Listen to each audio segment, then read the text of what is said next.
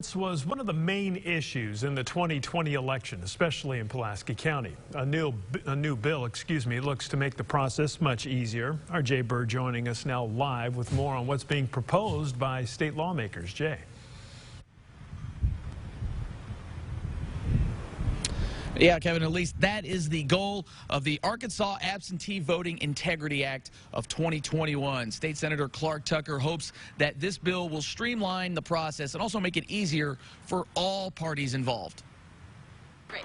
Jenny Hershey is the director of For Our People, which is a voting advocacy group.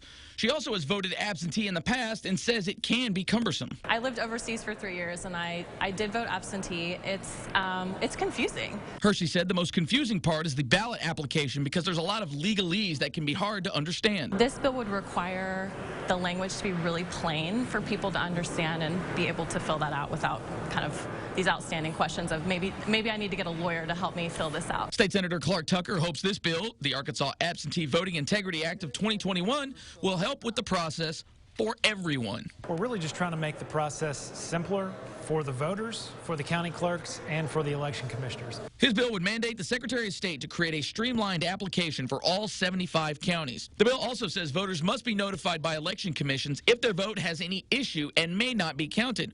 Hershey agrees the state must go out of its way to make sure voters understand what is needed and provide it. The burden should fall upon our state and our government and all our lawmakers to communicate clearly with voters what is expected of them. The bill does not change when absentee ballots can start to be counted, but only removes the deadline to have them finished. Hershey says the less stress put on election commissioners, the less likely mistakes will be made. And less issues if we extend the time. So totally agree that we need to give them all the time they can to count all the votes because every vote counts. Tucker agrees the 2020 election was abnormal when it came to absentee ballots, but he believes there will be more absentee ballots cast going forward than in years past. We'll have fewer absentee ballots than we did in 2020, but I think we'll have much more than we did before 2020 because I think some people learned they can vote that way and they will continue to vote that way in the future.